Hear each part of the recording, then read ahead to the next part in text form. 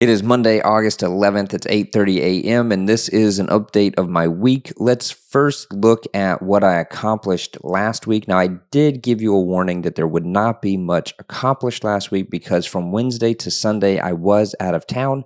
I was in North Carolina at my parents' celebrating their 50th wedding anniversary. So congratulations to them. That is a really long time. We had a great time. The event went awesome. My mom was extremely surprised by the party, the celebration. She didn't know that we were going to do that for her. My dad, my brother, my sister, and I put that together for her. So ton of fun. Let's jump into kind of where we're at right now with completed returns. So like I said, was out of town Wednesday through Sunday, so there wasn't a whole lot of things happening, but there was progress made nonetheless. One business return was completed, bumping up the percentage of completed returns by 2%, and two 1040s were completed, bumping that up by 1%. So 3 returns overall were completed between Monday and Tuesday of last week.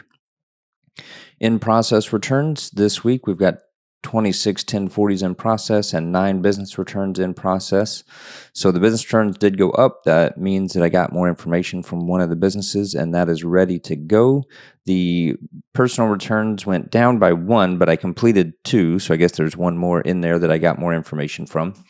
And waiting on information, yep, there we go. That went down by 1 for 1040s. I'm waiting on 37 people to give me their information, and business returns still the same, 7 and 7. So there you go. That is the progress that was made last week. The focus definitely still needs to be on preparing tax returns. That is for sure, and that is one of the big focuses for this week, finalizing tax returns. So if I look through my calendar, let me pull that up real quick. Today, I've got pretty much from now until 2 o'clock to focus on working on preparing and finalizing tax returns. At 2 o'clock, I have a coaching call. This is a one-on-one private coaching call. It's a 90-minute call, and the CPA is still in the early stages of setting up their tech stack and administrative process. And they do have leads to capitalize on and would like to use this as a guide to take notes and learn. So asking about, see, they've got a little bit of a breakdown. So yeah, just kind of a general kind of get unstuck 90-minute coaching call there. And then this afternoon at 4 o'clock, I've got the CEO of Juno and the head of development, I believe. I've got a 30-minute call with them. And that basically came from a LinkedIn post I shared about, I didn't mention any companies specifically that I had tested or tried, but I did mention that I'm really not sold on the AI tax prep yet. It feels like the old OCR technology. It feels like it hasn't moved forward in at least a decade.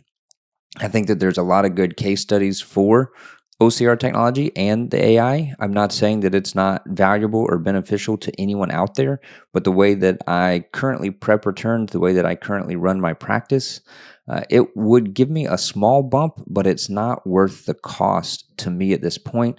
So I do have a call with them. They are awesome. I've messaged with a couple of them back and forth over at Juno through LinkedIn.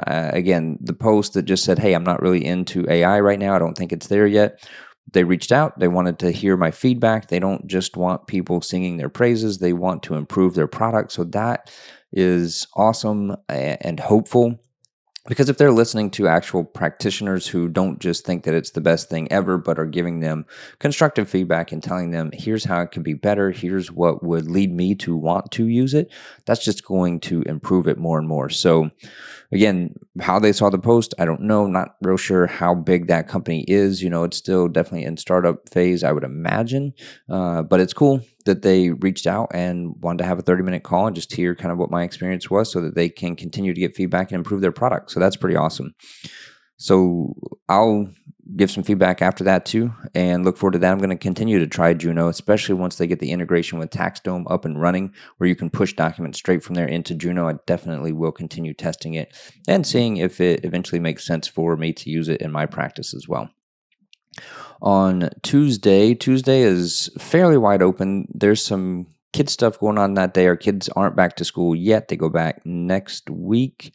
So it depends on if my wife takes them with her or if I have to take them to drop them off. But most of Tuesday will be open for preparing tax returns and finalizing returns. Wednesday, most of that day is open as well. I've got to take the kids to a well checkup appointment, doing everything before school starts back. Got to take them to the well checkup. One of them has an orthodontist appointment. So that'll take about a total of 2 hours out of the day, but the rest of the day will be focused on finalizing returns. Thursday, pretty wide open too. There's an optional kind of lunch Zoom call that I have. Depending on how the week's going, I may or may not do that. And then on Friday, I have the large group coaching call that I do once a month. And that's other tax firm owners where we get together and just talk about things. I need to send an email to them today just to see if anyone has any thoughts on what they want that call to focus on. I didn't really prepare this one ahead of time. So I'm going to shoot that email out once I get off of this video. But that coaching call usually it's scheduled for an hour, usually go an hour to an hour and a half, just kind of talking about where everyone's at. And talking about, things that help us improve our firm. So it's really more of a networking, kind of a guided group coaching call where everyone is pitching in and helping each other out. It's not just me talking all the time. And then after that in the afternoon, I have another hour and a half one-on-one private coaching call. So this one, don't have any details in the actual calendar invite.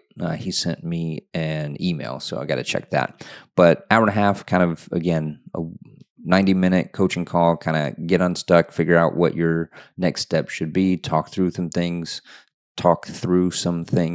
and see where we go from there. So that's pretty much the work week, Monday through Friday. Plenty of time this week to get returns out the door. So put myself on notice, check back with me next week. Hopefully I get a ton of tax returns out this week as we go into next week. And then through the weekend, Friday night is a men's wing night with some guys from church. So that'll always be fun. It's been a couple of months. We kind of took the summer off, so that'll be great. Saturday is pretty much wide open. Date night with my wife. We're going to see Nate Bargatze. I don't know if you've heard of him. Stand-up comedian, super funny guy. Kind of came across him on like some Facebook reels maybe a year or two ago and think he's hilarious. So just the wife and I will go out Saturday night to see him. He's coming to Orlando, and that should be a lot of fun. So that's what I'm up to. Let me know in the comments what you're up to this week, what you're prioritizing. Thanks for watching.